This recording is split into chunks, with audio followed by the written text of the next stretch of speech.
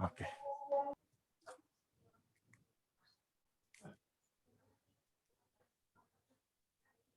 Ya, oke. Shalom, selamat sore menjelang malam Bapak Ibu yang dikasihi Tuhan Yesus, baik Bapak Ibu secara onsite, ya Pak Daniel, Ibu Esther, Pak Timotius dengan kedua anak boleh hadir di tempat ini. Shalom juga, salam kepada Bapak Ibu yang ada di Zoom. Ya, ada Pak Charles dan rekan-rekan dari berbagai kota di Indonesia maupun Pak Charles di Singapura. Kami menyambut Bapak Ibu telah hadir bersama-sama dengan kami untuk membahas pembelajaran yang sangat penting, yaitu di dalam Alkitab 10 perintah Allah. Kita sudah belajar di dalam 2 pertemuan yang lalu, yaitu hukum yang pertama dan kedua pada pertemuan pertama, hukum yang ke-3, 4, dan 5 pada pertemuan yang kedua. Dan nanti kita akan melanjutkan di dalam 2 hukum, yaitu hukum ke-6 dan hukum ke-7. Bagi Bapak Ibu yang mungkin tidak mengikuti dari awal, ada rekamannya, nanti kita akan bagikan di dalam link YouTube di dalam waktu-waktu ke depan. Sehingga kita bisa belajar di dalam 10 perintah Allah secara menyeluruh apa yang Tuhan ingin ajarkan kepada kita dari 10 hukum, di mana keempat hukum pertama adalah bagaimana relasi manusia dengan Tuhan secara vertikal, dan 6 hukum berikutnya bagaimana manusia dengan sesamanya secara horizontal, sehingga Tuhan memberi kepada kita hukum yang lengkap tentang bagaimana kita berhubungan dengan Tuhan dan dengan sesama. Mari kita berdoa kepada Tuhan, kita minta Tuhan, pimpinan Tuhan di dalam pemberitaan firman pada sore malam hari ini. Bapa di dalam surga, kami mengucap syukur kepada Engkau karena Engkau adalah Tuhan yang baik buat setiap kami. Dan kami bersama-sama akan belajar kebenaran firman Tuhan, bagaimana Tuhan mengajar kami, memberi kepada kami 10 perintah, sehingga hidup kami boleh mempunyai kehidupan yang berkenan dan menyenangkan hati Tuhan. Pimpinlah kami baik hamba-Mu yang menyampaikan, dan setiap kami yang belajar dari kebenaran firman Tuhan, sehingga firman Tuhan boleh mengubah kami, menolong kami menjadi murid Kristus yang setia, dan mempermuliakan nama Tuhan. Terima kasih Bapak, inilah doa kami. Di dalam nama Tuhan Yesus kami telah berdoa dan mengucap syukur. Amin. Bapak Ibu yang dikasihi Tuhan Yesus, kita belajar hari ini di dalam bab ke-6, yaitu jangan membunuh. Perintah Tuhan kepada kita yaitu you shall not kill. Bagaimana Tuhan mau kita tidak membunuh akan sesama kita. Dalam hal ini kita bisa belajar yaitu Tuhan mau kita jangan membunuh sesama kita. Karena ada nilai dari sesama kita yang diciptakan oleh Tuhan, yaitu manusia yang mengizinkan dan menciptakan manusia, memberikan kepada manusia hak, kebebasan, dan suatu kehormatan serta kemuliaan sebagai makhluk ciptaan. Jadi Allah yang menentukan nilai manusia yang begitu tinggi, sehingga Dia memberikan kepada kita kehidupan itu sendiri. Kalau kita belajar di dalam firman Tuhan, Kejadian 9 ayat 6 mengatakan, siapa yang menumpahkan darah manusia, darahnya akan tertumpah oleh manusia. Sebab Allah membuat manusia itu menurut gambarnya sendiri. Jadi kalau kita belajar di dalam firman Tuhan, kita bisa melihat bahwa Tuhan mau kita ya untuk menghargai sesama kita. Dalam hal ini manusia tidak boleh membunuh sesama, bukan tidak boleh membunuh hewan. Jadi manusia itu boleh membunuh hewan dalam rangka menjadi makanannya, bukan menyiksa hewan itu sendiri. Nah, jadi kalau kita belajar di dalam kehidupan kita, kita bisa melihat bahwa Tuhan mau kita menghargai yang namanya kehidupan itu sendiri. Bapak Ibu yang dikasihi Tuhan Yesus Kristus, kalau kita melihat mengenai manusia, manusia adalah pribadi yang dapat membunuh sesamanya. Dalam dunia binatang, ada binatang yang membunuh jenis lainnya, tetapi hampir tidak ada binatang yang membunuh binatang sesama jenis sendiri. Itu sebabnya kalau manusia berani membunuh sesamanya, maka manusia ini bisa kita katakan bahwa dia lebih jahat daripada binatang. Nah, motivasi dibalik pembunuhan ini adalah bagaimana manusia itu membenci sesamanya. Ketika manusia membunuh sesamanya, maka manusia telah melanggar firman Tuhan. Mari kita baca firman Tuhan di dalam 1 Yohanes 3 ayat 15. Kita baca di slide Bapak Ibu, yang di onset boleh kita baca bersama-sama 2, 3. Setiap orang yang membenci saudaranya adalah seorang pembunuh manusia. Dan kamu tahu bahwa tidak ada seorang pembunuh yang tetap memiliki hidup yang kekal di dalam dirinya. 1 Yohanes 3 ayat 15. Bapak Ibu yang terkasih, kita melihat bahwa Tuhan mau kita tidak membunuh sesama. Seorang pembunuh tidak memiliki hidup yang kekal di dalam dirinya. Artinya dia tidak mendapat bagian di dalam kerajaan Allah. Ketika kita melihat orang yang membunuh sesamanya, kita tahu bahwa orang ini telah merusak kehidupan orang lain. Dan Tuhan tidak berkenan ketika orang merusak kehidupan orang lain. Bapak Ibu yang dikasihi oleh Tuhan Yesus, kita melihat bahwa ketika ada orang yang membunuh sesamanya, mungkin karena dia memiliki penilaian yang salah mengenai arti hidup manusia. Kita tidak boleh membunuh sesama, sekaligus kita juga tidak boleh membunuh diri kita sendiri. Ada orang bunuh diri, kenapa? Mungkin hidupnya merasa berat. Ketika dia membunuh dirinya sendiri, dia pun sedang membunuh. Karena diri sendiri pun adalah manusia. Banyak orang membunuh diri karena apa? Karena mengalami kesulitan hidup. Hidup itu sulit. Banyak yang tidak tercapai, maupun banyak hal tidak bisa diutarakan kepada orang lain. Akhirnya kita putus asa, dan ada orang yang bunuh diri untuk menyelesaikan masalah dalam kehidupannya. Nah, ini pun salah. Orang Kristen tidak boleh membunuh dirinya sendiri juga, karena hidup itu adalah untuk tujuan yang Allah telah tetapkan. Manusia yang ikut tujuan hidup daripada Tuhan, kita tahu bahwa ada sebuah buku yang berjudul Purpose Driven Life, dikarang oleh pendeta Rick Warren, yang menjadi gembala di Saddleback di Amerika. Dia mengatakan bahwa menurut Alkitab, manusia itu punya 5 tujuan hidup. Yang pertama adalah penyembahan, kedua adalah persekutuan, ketiga adalah pemuritan, keempat adalah pelayanan, kelima adalah penginjilan. Jadi setiap manusia yang diciptakan oleh Tuhan, dia harus memenuhi tujuan hidupnya di dalam Tuhan. Inilah pembelajaran dari kehidupan yang Tuhan berikan kepada setiap kita. Nah, membunuh itu adalah bukan saja kita membunuh orang dengan pisau atau dengan senjata tajam, senjata api, tetapi juga membunuh itu punya pengertian yang luas. Maksudnya adalah ketika kita menyiksa orang lain, itu pun membunuh. Bapak Ibu bisa lihat ada orang misalkan atau anak kecil, dia menginjak cicak, itu membunuh, cicaknya mati. Tapi ada mungkin anak kecil yang bermain-main. Cicaknya diambil, dia putusin tangannya dua-duanya, ya kakinya ada 4, maaf, dia putuskan satu persatu, ekornya, kepalanya, baru dia buat mati. Itu namanya menyiksa. Ketika ada orang yang kejam, dia membunuh orang lain dengan cara menyiksa, misalnya memotong tangannya, kakinya, dan seterusnya, sampai dia mati kesakitan. Itu adalah juga yang namanya membunuh. Membunuh bisa dikatakan bahwa dasarnya adalah orang itu benci kepada sesamanya. Itu adalah membunuh. Bapak Ibu terkasih, pada tahun 2010, ada seorang pembunuh yang merupakan profesor di Universitas California, Berkeley. Dia telah membunuh 65 orang perempuan. Profesor ini tidak punya jejak, tidak ada sesuatu yang bisa ditemukan bahwa dia sebagai pembunuh. Tapi akhirnya pun dia diketahui oleh polisi bahwa dia telah membunuh 65 orang dan ditangkap dan dihukum menurut pengadilan yang ada pada waktu itu. Ternyata ketika dia ditangkap dan wajahnya masuk di dalam koran, orang menemukan dan orang kaget karena dia orang yang baik secara wajah. Di balik wajah yang begitu tenang, begitu kalem, begitu baik, ternyata dia adalah seorang pembunuh yang kejam. Dia memiliki 2 kepribadian. Di pagi hari dia mengajar sebagai seorang profesor, sebagai seorang dosen di Universitas California, Berkeley.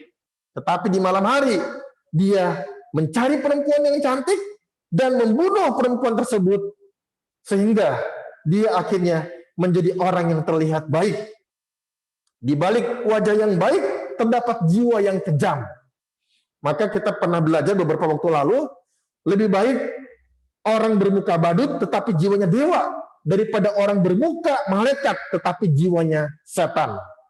Bapak Ibu yang terkasih, kita melihat di dalam Alkitab, dalam kitab Kejadian, waktu penciptaan manusia, Adam dan Hawa. Mereka punya 2 anak, Kain dan Habel. Kain sebagai seorang petani dan menghasilkan yaitu bahan makanan dari alam. Sedangkan Habel sebagai seorang peternak, dia memelihara kambing dan domba, dan dia juga mempunyai hasil yaitu ternak-ternaknya yang dapat menjadi makanan manusia pada waktu itu. Tetapi ketika mereka mempersembahkan persembahan Kain tidak diterima, persembahan Habel diterima oleh Tuhan.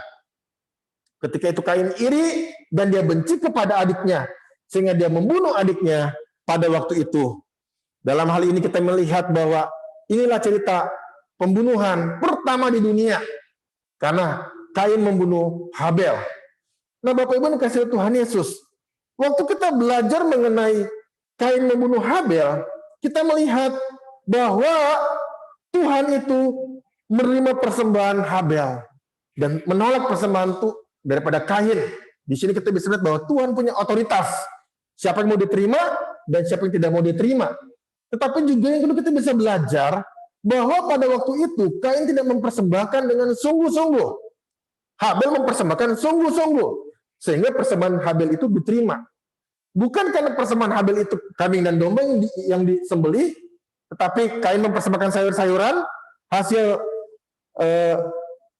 tanaman, bukan. Tetapi karena Habel memberikan dengan sungguh-sungguh. Sehingga persembahan diterima oleh Tuhan. Nah, Bapak Ibu yang dikasih oleh Tuhan Yesus, kita seringkali bisa iri sama teman kita, saudara kita, keluarga kita, tetangga kita. Hati-hati dengan iri hati. Iri hati bisa menjadi benci. Benci bisa menjadi kesal dan bisa menjadi kita jahat kepada orang lain. Dan akhirnya ketika itu ditumpuk atau terus-terus ditanam, maka kita bisa membunuh orang lain. Jadi kadang-kadang kita iri kepada kenikmatan orang lain, tapi kita tidak tahu apa yang terjadi di balik semuanya itu. Ada orang yang bekerja lebih keras, belajar lebih keras, sampai ada orang yang bisa memakan waktu hampir seluruh waktunya untuk belajar dan bekerja. Tetapi kita hanya iri, karena orang tersebut uangnya lebih banyak. Maka dia lebih nikmat, dia lebih bahagia. Padahal orang yang lebih cantik dituntut banyak. Orang lebih pintar dituntut juga banyak. Jadi kita harus tuntut keadilan di dalam kewajiban. Jangan menuntut keadilan di dalam kesamarataan. Ini baru namanya bijaksana. Bapak Ibu dikasihi Tuhan Yesus Kristus, ketika Musa menerima 10 perintah Allah, Musa pun adalah seorang pembunuh. Bapak Ibu pernah melihat cerita bagaimana Musa di Mesir pada waktu itu, dia membunuh orang Mesir. Kita melihat bahwa Musa pun pernah membunuh orang. Keluaran 2 ayat 11-12. 10 perintah Allah diberikan kepada Musa, kata 10 perintah Allah itu jangan membunuh. Padahal Musa yang mendapatkan 10 perintah itu, dia pun pernah membunuh. Nah, ini adalah sebuah paradoks. Ya, selamat datang. Bapak Ibu yang dikasihi Tuhan Yesus, ketika Musa menerima 10 perintah Allah, Musa juga selain dia pernah membunuh, kita melihat bahwa ketika Musa turun membawa 10 perintah Allah dari Gunung Sinai ke bawah, kemudian dia bertemu dengan orang-orang Israel yang menunggu itu begitu lama. Orang Israel telah membuat anak lembu emas, patung anak lembu emas yang terbuat dari emas. Musa marah dan Musa mengatakan kepada mereka, kalian orang Israel tidak bisa menunggu saya. Saya pergi ke Gunung Sinai untuk menerima 10 perintah Allah dari Tuhan. Tapi kalian tidak mau menunggu saya. Kalian membuat anak patung lembu emas dan menyembahnya. Maka Musa marah. Musa berkata, siapa yang mau pihak saya ikut Tuhan? Orang-orang Lewi ikut dia. Kemudian Musa memintakan kepada orang Lewi, bunuhlah saudara kalian yang tidak mau mengikut Tuhan. Akhirnya pada hari itu 3.000 orang mati. Pertanyaannya adalah, kenapa Tuhan berkata jangan membunuh, tapi Tuhan sendiri memintakan kepada Musa untuk membunuh 3.000 orang yang tidak taat kepada Tuhan? Aneh ya. Jadi ini adalah paradoks dari hukum ke-6. Pada waktu itu terjadi pembunuhan kepada 3.000 orang Israel, yaitu oleh suku Lewi sendiri. Bapak Ibu yang terkasih, kita bisa bertanya-tanya, kenapa demikian ya? Tuhan kok berkata jangan membunuh, tapi pada waktu itu pun orang Israel membunuh saudara-saudara sendiri. Ini kan paradoks. Seolah-olah bertentangan. Apa yang Tuhan katakan, Tuhan tidak lakukan. Bapak Ibu terkasih, inilah pembelajaran kita pada hari ini. Jadi, Tuhan punya kedaulatan. Jawabannya adalah Tuhan berdaulat.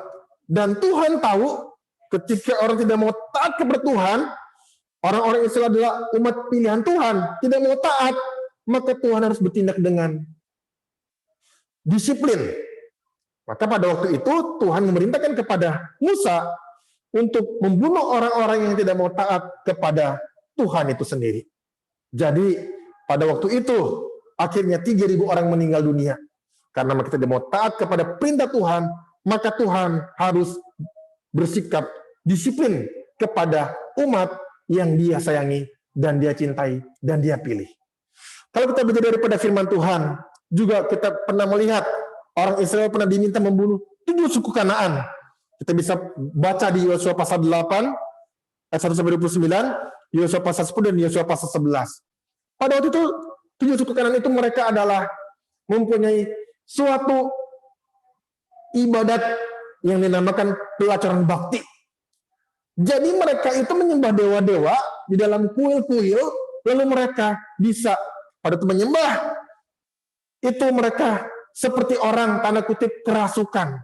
Mereka mempunyai suatu dewa yang mereka sembah, lalu mereka bisa buka baju, mereka bisa bersetubuh dengan perempuan yang ada di situ, ganti-ganti pasangan, sebagai suatu ibadat atau ritual kepada penyembahan kepada dewa. Itu dilakukan oleh suku Kanaan. Ya, jadi suku Kanaan itu pada waktu itu punya ibadat tersendiri dengan cara pelacuran bakti. Maka orang-orang Israel diminta oleh Tuhan untuk membunuh 7 suku yang begitu jahat. Pada waktu itu, ketika mereka melakukan seks bebas, maka muncullah penyakit-penyakit kelamin. Ketika mereka berhubungan dengan orang-orang yang ada satu sama lain sebagai upaya penyembahan mereka kepada dewa-dewa mereka. Maka Tuhan marah. Tuhan meminta orang Israel membunuh 7 suku Kanaan. Sehingga penyakit-penyakit kelamin tersebut tidak menjalar ke seluruh dunia sejak saat itu. Bapak Ibu yang dikasihi Tuhan Yesus, Allah meminta kepada kita untuk menghargai kehidupan, tapi Allah juga mau kita menyembah Tuhan dengan cara yang benar. Peperangan juga sama seperti perceraian. Sesuatu yang tidak baik, tidak direstui, dan tidak menjadi berkat bagi umat manusia dan tidak sesuai dengan kehendak Allah. Peperangan juga adalah sebuah bentuk imperialisme. Bapak Ibu terkasih, kalau kita belajar di dalam sejarah umat manusia, ada yang namanya imperialisme, ada yang namanya kolonialisme. Nah, imperialisme itu ada 3 macam, yaitu imperialisme militer, dengan pedang, dengan senjata api, berusaha untuk merampas, mengambil barang milik orang, berperang, dan tindas orang.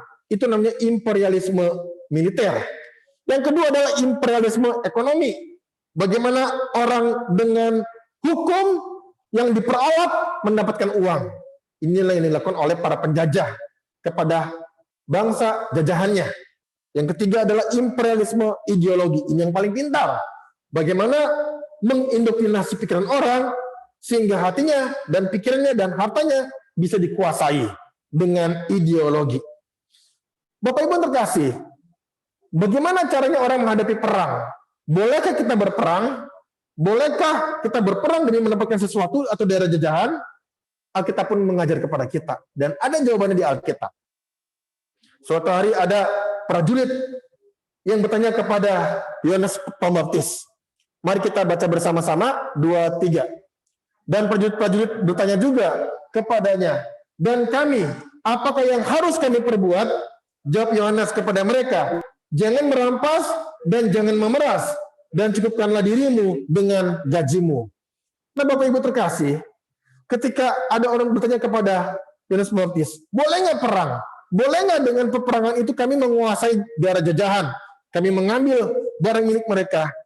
Yohanes Pembaptis mengatakan, jangan merampas jangan memeras, cukupkanlah dengan gajimu. Artinya jangan dengan kekuatan militer dipakai untuk menekan orang lain, mengambil harta milik orang lain. Maka kita bisa belajar bahwa peperangan itu mengakibatkan orang kalah, orang ditindas, orang diambil hartanya, orang dikuasai negaranya, dan seterusnya. Jadi peperangan itu kita bisa belajar bahwa adalah upaya orang atau bangsa ingin menguasai bangsa lain atau negara lain. Peperangan, kita tahu peperangan ada dua macam. Peperangan agresif untuk menjajah bangsa lain, dan peperangan defensif untuk membela keutuhan negara atau kesejahteraan diri sendiri. Tetapi Bapak Ibu terkasih, bicara mengenai perang, kalau secara agresif untuk menduduki negara orang lain, ini nggak boleh.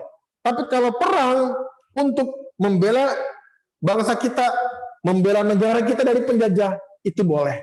Karena peperangan itu adalah bersifat untuk membela keutuhan bangsa atau membela bagaimana negara kita ini tidak dijajah oleh orang lain, ditindas, diperlakukan tidak baik, tidak adil. Peperangan untuk membela negara itu adalah sesuatu hal yang diizinkan karena kita tunduk kepada pemerintah yang juga berasal daripada Tuhan. Kita berkata, pemerintah itu semua berasal daripada Tuhan. Kekuasaan itu datang dari Tuhan. Maka kita pun membela negara kita, itu boleh dalam konteks ini. Berikutnya bicara mengenai pembunuhan. Ada dua istilah lagi sebelum kita masuk di dalam bab ke-7. Ada juga yang namanya aborsi. Bagaimana seorang ibu yang tidak mau punya anak, anaknya itu diaborsi, dibunuh. Ada juga orang berkata seperti ini, Bapak Ibu. Kalau janin masih kecil, di bawah 3 bulan, belum berbentuk, masih kecil sekali, diaborsi boleh, kan belum ada nyawanya. Alkitab berkata, setiap sudah ada pembuahan dari sel sperma dan sel ovum, sudah bergabung, dan sudah menghasilkan janin yang sangat kecil, itu pun sudah ada kehidupan. Dan Tuhan sudah memberikan roh kepada janin tersebut, walaupun dia belum lahir. Maka aborsi dalam bentuk apapun, di usia berapapun, itu adalah pembunuhan kepada manusia. Jadi, walaupun ada orang yang dia hamil di luar nikah, atau katakanlah dia, diperkosa, dan dia sehingga harus hamil, itu pun adalah kehidupan. Dan Tuhan tidak mau orang membunuh janin, yang juga adalah unsur kehidupan di dalam dunia ini. Yang berikutnya yang terakhir bicara mengenai jangan membunuh adalah eutanasia. Eutanasia itu apa? Eutanasia adalah tindakan mengakhiri kehidupan dengan cara yang mudah dan tanpa sakit. Eutanasia adalah tindakan bunuh diri juga. Kita pernah mendengar mungkin ada orang yang sudah tua, yang sudah lama sakit dan menderita di dalam kehidupannya. Diurus oleh suster, tidak bisa bangun, minum obat setiap hari dan seterusnya. Dia mungkin sudah sangat tua dan renta. Maka ada orang yang kemudian melihat orang tuanya sakit, sudah tidak tahan lagi, mungkin orang tuanya pun ingin meninggal dunia, ingin mati saja karena sudah tua dan sakit-sakitan. Kemudian anaknya ini menolong orang tuanya, cepat pergi. Dia berikan atau dia lakukan yang namanya eutanasia. Memberi obat atau suntik mati, sehingga dia mati dengan cepat, dan kemudian tidak mengalami sakit terlalu lama. Orang itu mengatakan, puji Tuhan, saya telah menolong orang tua saya, cepat pergi. Dia perginya naik gerobak terlalu lama. Saya beri dia tiket naik tol ke surga, mulia abadi. Begitu ya. Nah Bapak Ibu yang terkasih, ini pun dosa kepada Tuhan. Jadi kalau masih bisa bertahan hidup dengan obat, mari kita upayakan orang tua kita, keluarga kita, tetap hidup. Dan jangan kita membunuh mereka. Meskipun dia merasa sakit, kalau masih bisa diobati, mari kita obati. Tetapi, kalau sudah waktunya pergi, jangan ditahan dan jangan dipaksa. Ada beberapa orang yang kaya, ketika orang tuanya sakit terlalu parah, dia kasih dengan kemampuan teknologi daripada kedokteran. Dia berikan alat bantu pernafasan, dia belikan obat-obatan dan seterusnya, diberi perawatan yang mahal di rumah sakit yang terbaik karena dia punya uang dan uangnya banyak.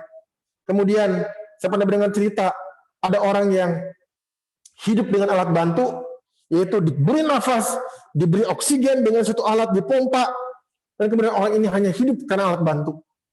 Sehingga kalau begini, ini namanya kita memaksakan kehidupan atau membiarkan dia hidup dengan cara teknologi yang tercanggih. Kalau tidak ada alat bantu itu, dia akan meninggal dunia langsung. Maka ini juga adalah sesuatu hal yang salah. Kalau ada orang yang sudah tidak bisa hidup lagi, lebih baik alat bantu itu dihentikan. Dan dia boleh berpulang ke rumah Bapak, karena memang sudah waktunya untuk berpulang. Bab ketujuh, yang terakhir hari ini adalah kita belajar jangan berzina. Nah, bicara mengenai berzina, kita pertama boleh juga berbicara mengenai 10 perintah Allah ini. Kalau Bapak Ibu pelajari dalam 10 perintah Allah, ada kata jangan. Jangan membunuh. Jangan mencuri. Jangan berzina. Tapi ajar mengenai kata seorang secara psikologi. Jangan pakai kata jangan. Ya, tidak bagus. Ini cara psikologi tidak bagus. Jangan lompat, anaknya malah lompat. Jangan mencuri, anaknya malah mencuri. Itu kata orang psikologi. Padahal dia sendiri memakai kata jangan. Dia pakai kata jangan, lalu dia menyuruh orang lain agar tidak memakai kata jangan. Apakah Tuhan salah? Apakah Tuhan tidak mengerti psikologi manusia? Seringkali kita menganggap diri kita pintar. Dan kita mengatakan, kitab ini mungkin salah. Pakai kata jangan, jangan, jangan. Padahal secara psikologi kita belajar bahwa jangan pakai kata jangan. Anak itu akan menolak. Maka ada alternatif kata jangan. Jangan lari. Misalnya dikatakan jalan aja ya. Jangan lempar. Mainnya ditaruh di bawah saja ya. Dan seterusnya. Tetapi kita tahu bahwa Tuhan juga Maha tahu. Dan dia juga Maha pintar. Maka ketika Tuhan tahu bagaimana cara memberi perintah, maka kita tidak perlu mengajari Tuhan. Tuhan berkata jangan. Dia tahu bagaimana memberi perintah kepada manusia yang dia ciptakan sendiri. Bapak Ibu terkasih, waktu kita belajar mengenai manusia itu punya keunggulan dan desain tubuh yang begitu indah. Ya, mari kita buka di dalam Mazmur 139 ayat 13 dalam Alkitab kita. Mazmur 139 ayat 13-14, saya akan bacakan. Daud mengatakan kepada kita, dia mengatakan, aku bersyukur kepadamu Tuhan, oleh karena kejadianku dahsyat dan ajaib. Ajaib apa yang kau buat, dan jiwaku benar-benar menyadarinya. Bapak Ibu terkasih, manusia itu punya keunggulan dibanding dengan hewan. Manusia itu hidup dengan suatu kemampuan seperti Tuhan. Gambar dan rupanya seperti Tuhan. Dia punya kehidupan. Dia bisa punya daya cipta. Dia bisa punya kepintaran. Dia bisa punya budaya. Inilah manusia. Tidak ada kucing yang mau berlibur ke Amerika. Atau memikirkan pakaian yang mau dia pakai. Kucing nggak bisa apa-apa. Demikian dengan hewan-hewan yang lain. Tapi manusia punya keunggulan dibanding dengan hewan. Hewan tidak bisa memiliki fleksibilitas dan kebebasan melakukan sesuatu di luar instingnya. Manusia bisa. Maka kita ini punya kehidupan yang luar biasa. Manusia punya desain tubuh yang begitu baik. Dia punya 5 jari yang berbeda-beda panjangnya. Ada yang gemuk, ada yang panjang, ada yang bagus, disebut jari manis. Inilah manusia. Manusia punya keunggulan dibanding dengan hewan. Manusia punya tangan yang begitu proporsional sehingga bisa menulis, bisa memegang, bisa menggenggam, bisa dipakai untuk melakukan banyak aktivitas. Inilah manusia. Tidak seperti hewan. Hewan rata-rata punya tubuh yang sangat terbatas. Hewan hanya punya insting untuk hidup. Dia hidup, dia makan, dia kawin, dia mengurus anaknya, dan dia mati. Itulah hewan. Tapi manusia bisa melakukan banyak hal. Manusia bisa berdaya guna. Manusia bisa menciptakan peradaban. Manusia bisa berkembang secara intelektual, secara teknologi, dan seterusnya. Inilah manusia. Sehingga Daud mengatakan, aku bersyukur pada Tuhan. Karena Tuhan menjadikan aku dahsyat dan ajaib. Ajaib apa yang Tuhan buat, dan jiwaku benar-benar menyadarinya. Jadi manusia itu juga di dalam tubuhnya, dia punya yang namanya bisa melakukan pertumbuhan, bisa mempunyai istri, punya suami, bisa menikah, dan mempunyai anak. Dan manusia adalah ketika dia punya kehidupan yang luar biasa indah, dengan struktur tubuh yang begitu indah, manusia juga diberikan karunia oleh Tuhan. Bagaimana manusia bisa menikmati hubungan seks yang di dalamnya ada kesucian kehidupan yang diberikan oleh Tuhan untuk manusia menikmati kehidupan dalam hal ini. Bapak Ibu terkasih, waktu ada manusia yang sadar di dalam dirinya sendiri bahwa dia adalah makhluk Tuhan dan dia bisa menikmati hubungan seks di dalam pernikahan yang kudus, maka manusia ini bisa menikmati kehidupannya di dalam dirinya sendiri. Di dalam yang Tuhan percayakan kepada dia. Maka dalam hal ini kita belajar bahwa inilah manusia yang Tuhan terciptakan berbeda dengan hewan. Maka manusia itu harus menghargai kudusnya pernikahan, menghargai kudusnya hubungan seksual di dalam kehidupannya. Bapak Ibu yang terkasih, ketika manusia tahu ayat ini, maka dia tahu bagaimana caranya memperlakukan yang namanya hubungan seksual dengan baik. Karena suami adalah kepala istri, sama seperti Kristus adalah kepala jemaat. Dialah yang menyelamatkan tubuh. Jadi, di dalam Efesus 5:23 kita bisa belajar bahwa Tuhan Yesus Kristus mengasihi jemaatnya seperti suami mengasihi istrinya. Jemaat tunduk kepada Kristus seperti istri tunduk kepada suami. Inilah relasi pernikahan, relasi hubungan seksual yang benar menurut Alkitab dan Alkitab ajarkan kepada kita. Bapak Ibu yang terkasih, di dalam hubungan seksual ini harus ada cinta yang melandasinya, yaitu cinta yang sejati. Apa itu cinta sejati? Cinta sejati adalah bagaimana cinta itu didasarkan dengan kejujuran. Bagaimana pasangan suami istri saling jujur satu sama lain, terbuka satu sama lain. Kemudian cinta yang berikutnya adalah cinta yang suci. Bagaimana rela dan setia memelihara kesucian demi yang kita cintai. Maka seorang pria yang cinta kepada istri, kepada pacarnya atau wanita yang dia kasihi, dia menjaga kekudusan seksual, kekudusan hidup, sampai menikah baru melakukan yang namanya hubungan seksual. Cinta yang sejati adalah cinta yang tertuju kepada satu sasaran, yaitu seorang pria dengan seorang wanita, seorang laki-laki dan seorang perempuan. Tidak lebih. Tidak seorang pria dengan dua wanita atau seorang perempuan dengan dua laki-laki. Tidak boleh. Ini adalah ajaran Alkitab. Bapak Ibu terkasih, ada seorang bernama Alfred Charles Kinsey yang hidup pada 1854 sampai 1956. Dia membuat dua buah buku yang berjudul Sexual Behavior in the Human Male, Sexual Behavior in the Human Female. Jadi dia mengatakan bahwa manusia itu punya skala. Ada 0 sampai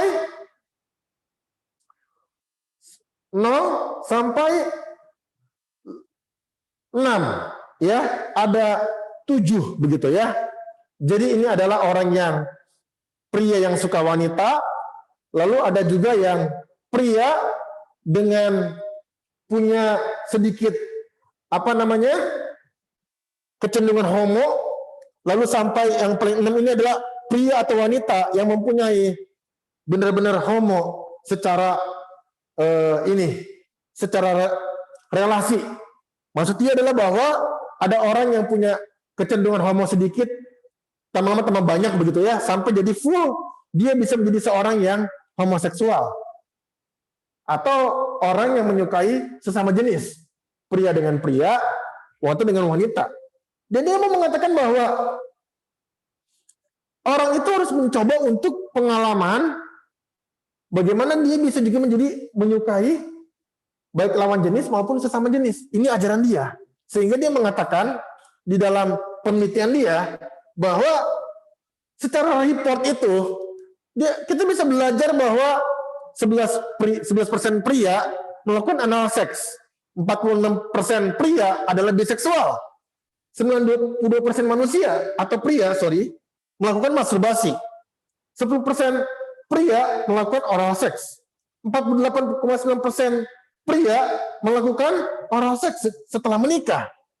Dan ini menunjukkan berbagai macam penelitian yang artinya dia mau mengatakan bahwa banyak kok pria melakukan prostitusi, ya, banyak kok pria yang melakukan hubungan seks sebelum menikah dan seterusnya. Padahal kalau kita pelajari sampel data dari yang dia wawancarai adalah 20-20% adalah kriminal yang dipenjara, 5% adalah pelacur laki-laki. Jadi dia mengambil sampel yang salah atau sampel yang mendukung penelitian dia, sehingga dia mengatakan bahwa inilah kehidupan seksual. Jadi homoseksual nggak apa-apa, masturbasi nggak apa-apa, menjadi biseksual nggak apa-apa, menjadi orang yang secara seksual nggak apa-apa. Kan ini fakta kok. Setelah dia menerbitkan buku ini, maka banyak orang di Amerika yang melakukan kebebasan seks secara tidak terkontrol, sehingga pada waktu itu tahun 1948, 85% perempuan di Amerika secara statistik telah kehilangan keperawanan. Jadi buku ini menjadi buku yang sangat terkenal di Amerika pada zaman tersebut dan masuk majalah Time dan kemudian dia diwawancarai dan hal-hal lain dipublikasikan sehingga orang Amerika menjadi orang yang banyak melakukan seks bebas.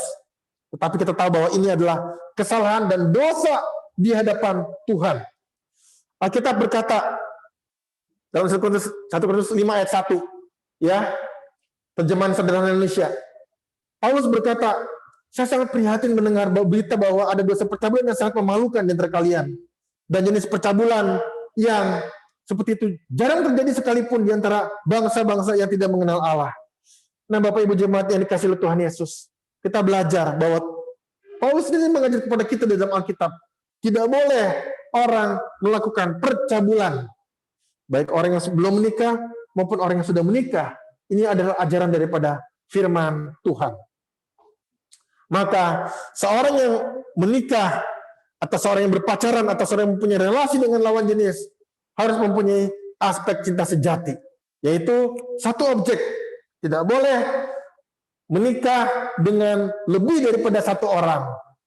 Dan tidak boleh juga menikah dengan orang yang sesama jenis dalam hal ini. Dan juga tuntutan kekekalan.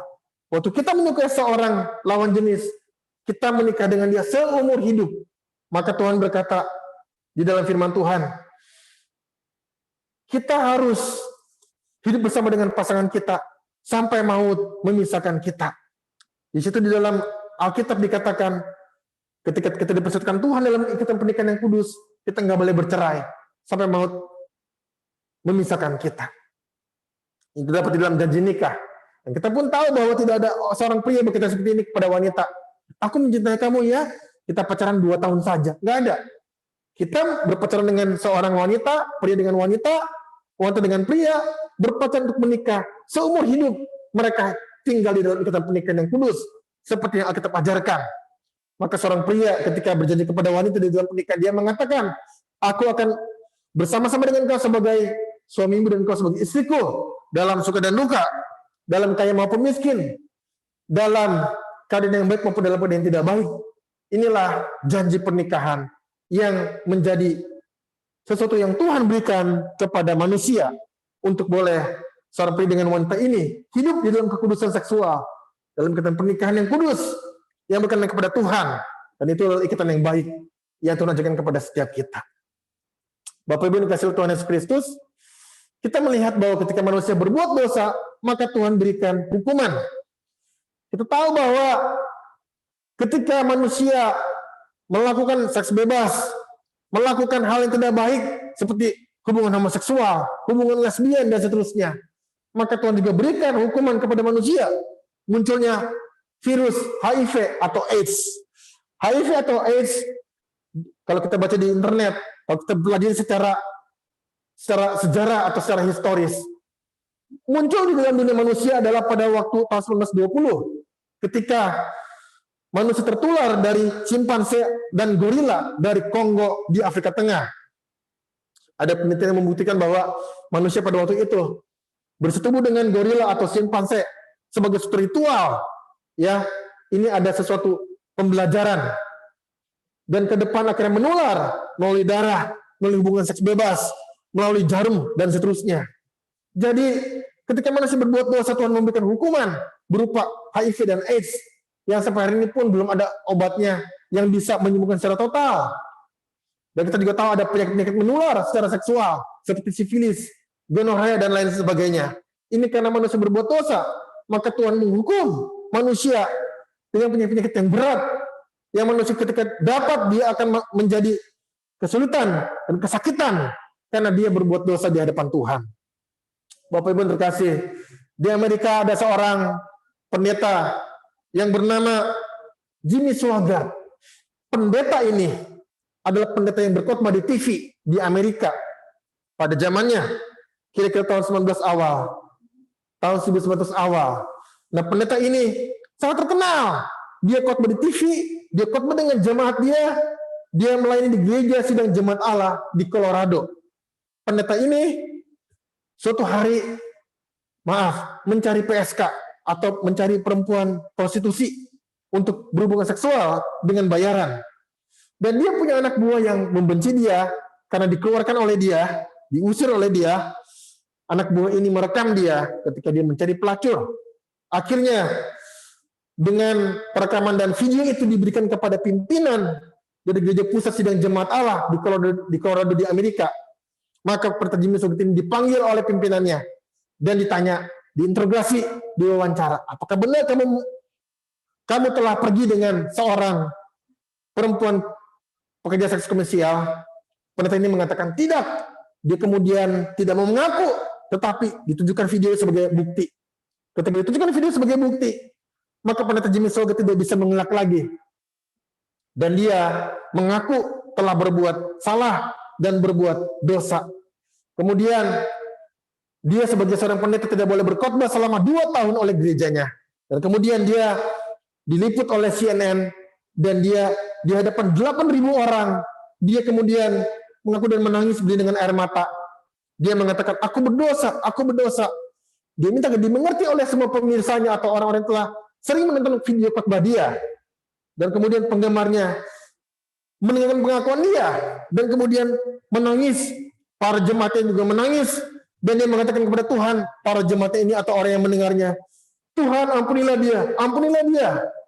Tetapi akhirnya dia kemudian semakin sedikit lagi pemirsa yang mendengar khotbah dia karena dia telah berbuat dosa yang begitu fatal. Kemudian pendeta ini keluar dari gereja dia membentuk gereja baru kepada orang-orang yang masih cinta akan pengajaran khotbah dia. Akhirnya sekarang dia hanya berkhotbah kepada 200 orang, kepada lebih sedikit lagi, kepada hanya kurang dari 200 orang, bahkan kurang dari 100 orang. Dia berkhotbah, semakin sedikit lagi pengikutnya. Dan kita tahu bahwa Tuhan Yesus berkata, kalau garam kehilangan asinnya tidak berguna, selain dibuang dan diinjak-injak orang.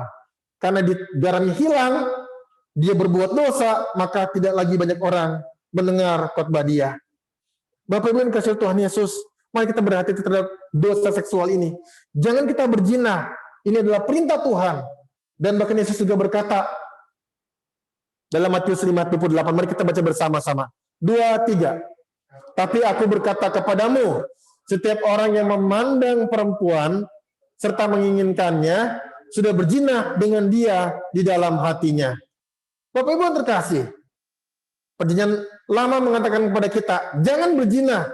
Tapi Yesus berkata, aku berkata kepadamu, setiap orang yang memandang perempuan dan menginginkannya, dia sudah berzina dengan dia di dalam hatinya.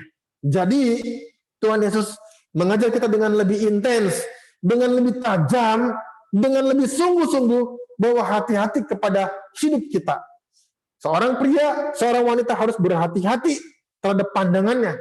Apa yang dia lihat, siapa yang dia temui, siapa yang menjadi orang-orang di sekitar dia harus hati-hati. Jangan sampai ada dosa seperti ini masuk dalam diri kita. sehingga kita berzina dengan orang tersebut di dalam hati dan pikiran kita, karena kita mengingini perempuan atau laki-laki itu di dalam kehidupan kita. Ya, kalau laki-laki menginginkan perempuan, kalau perempuan menginginkan laki-laki. Inilah pengajaran firman Tuhan mengenai dua perintah, itu perintah ke-6 dan perintah ke-7 di dalam 10 perintah Allah bagian ketiga. Kiranya firman Tuhan pada hari ini boleh memberkati kita sekalian.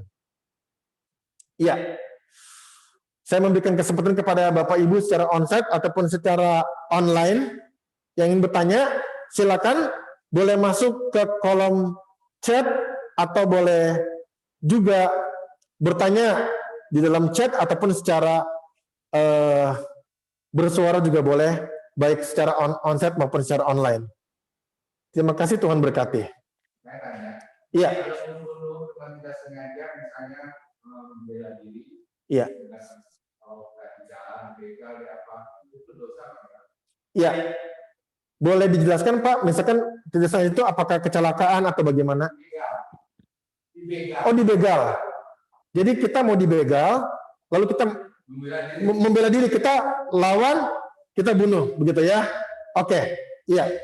Pertanyaan dulu secara onsite ya, nanti Ibu ini ya, Ibu Eni nanti setelah ini. Iya. Ada pertanyaan dari Pak Daniel di secara onsite di tempat ini di Tulungagung.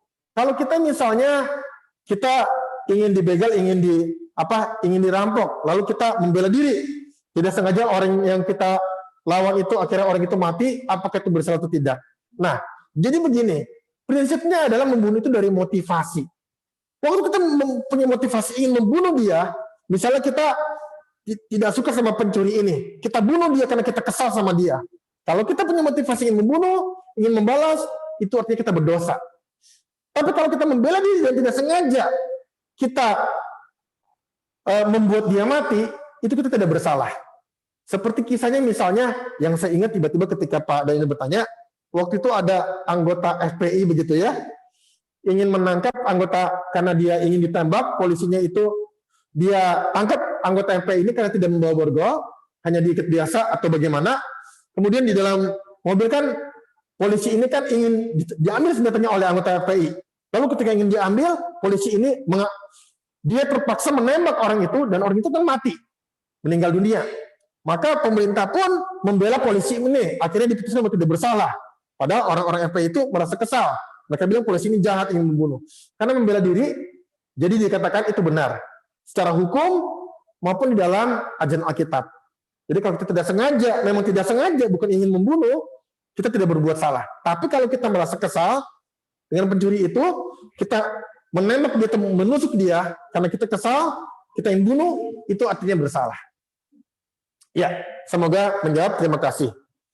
Ya, ada pertanyaan dari ini, dari Ibu Eni ya. Oke, saya coba buka ininya ya.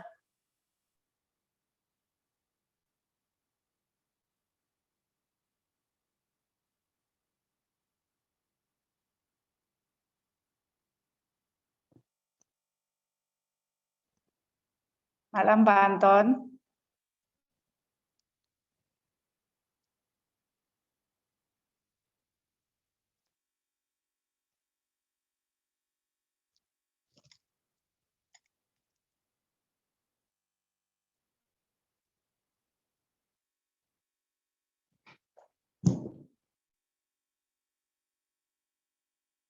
Malam Pak. Ya, malam. Ya. Ya, Pak, saya mau tanya. Tadi kan kita tidak boleh membunuh, termasuk di dalamnya bunuh diri, betul? Ya. Saya pertanyaannya adalah, apakah kalau seseorang misalkan bunuh diri dalam artian misalkan dia udah percaya Tuhan Yesus, itu dia akan masuk neraka atau surga? Ya, hanya itu saja ya. Ya, betul. Oke, ya terima kasih Bu Eni. Ya.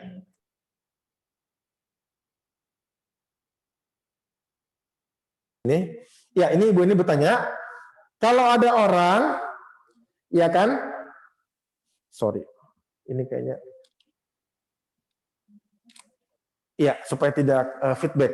Ya, jadi ibu ini bertanya di dalam secara Zoom, ada orang tidak boleh bunuh diri karena bunuh diri itu kan dosa menurut Alkitab. Tadi kita sudah pelajari. Nah, tapi dia sudah percaya Tuhan Yesus. Sudah percaya Tuhan Yesus, dia bunuh diri. Begitu ya. Jadi, apakah ini masuk surga atau masuk neraka? Apakah ini boleh atau tidak? Nah, jadi begini. Kalau kita baca di dalam Alkitab, saya akan buka Alkitab ya, Ulangan 29 ayat 29.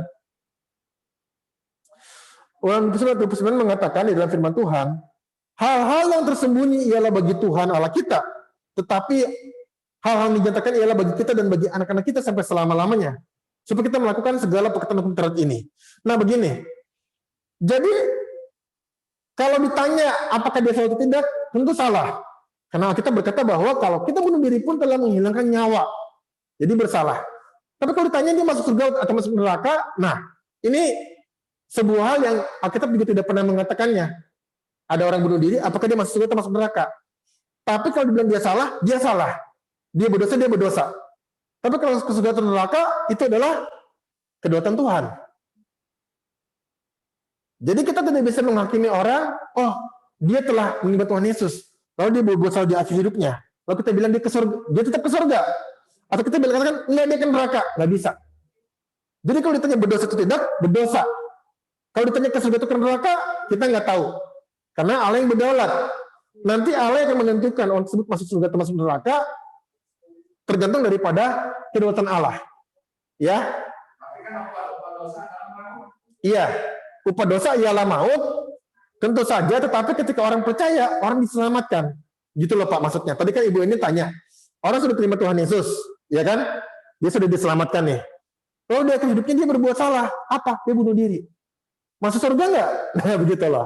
Nah, jadi Bapak Ibu, setiap orang yang percaya pada Tuhan Yesus pasti akan diselamatkan masuk surga. Tapi hidupnya itu akan progresif. Dia akan semakin lama semakin sempurna ke Tuhan Yesus. Nah, tapi kalau dia berbuat baik, dia jadi pelayan Tuhan, dia bergaul dengan Tuhan, dia hidupnya dia bunuh diri. Misalnya, dikatakan berdosa nggak? Dia berdosa. Untuk dia bunuh diri itu dia berdosa. Tapi dia masuk surga nggak? Kita nggak tahu. Kita mengatakan Ulangan 29, apa yang tersembunyi bagi Tuhan Allah kita? Apa yang dinyatakan bagi kita sampai selama-lamanya? Dan saya mengatakan seperti ini.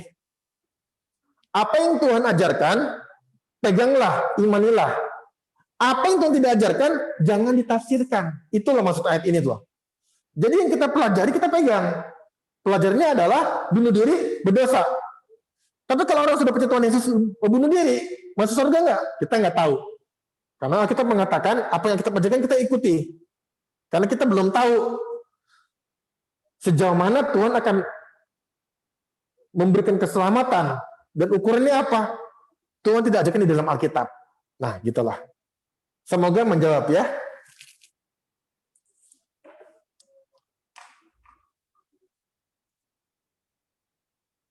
Iya. Saya matikan dulu. Iya.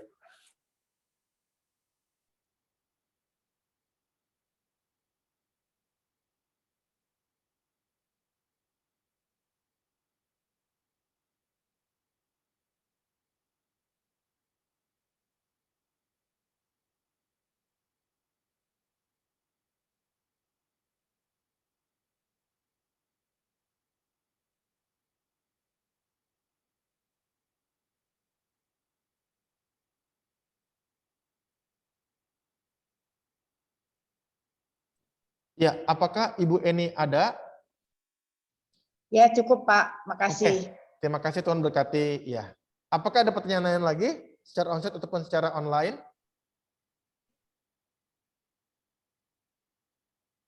Ya, di sini ada tanggapan dari Pak Taufan. Sangat tidak mungkin orang yang percaya Tuhan dalam kepercayaan yang sejati itu mengakhiri hidupnya dengan bunuh diri. Ya, ini kata Pak Taufannya, seorang hamba Tuhan di Gunung Wilis. Terima kasih untuk ini, untuk tanggapannya. Tuhan berkati. Ya. Apakah ada pertanyaan lain secara onsite ataupun online? Silakan, Bapak Ibu.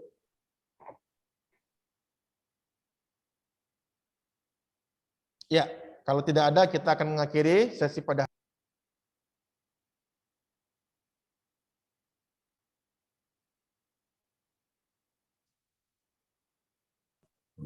Ya, terima kasih kepada kita semua yang telah mengikuti kelas ini. Ya.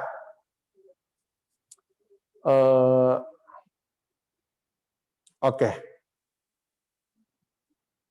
Ya. Ya, oke. Kita mengikuti kelas ini. Dan dengan kasih Pendeta Timotius Mulyadi berdoa bagi kita dalam doa penutup. Boleh maju ke depan, Pak. Ya. Kita mohon berikan doa penutup. Ya. Silakan, Pak. Ya. Terima kasih Tuhan Yesus, terpujilah Engkau, kebaikan kemurahan Tuhan sudah mengajari kami tentang firman-Mu. Biarlah Tuhan firman-Mu tertanam di hati kami, dan biarlah kami tidak menjadi berdosa karenanya. Tuhan tuntun terus kami dengan hikmat firman-Mu, sehingga kami ketika kami digoda, ketika kami dicoba, untuk melakukan, untuk membunuh, untuk bersinah, kami pun terlepas oleh karenanya. Engkau yang berkuasa untuk menjaga dan melindungi kami dari segala godaan yang sementara ini harus kami hadapi di dalam perjalanan hidup kami.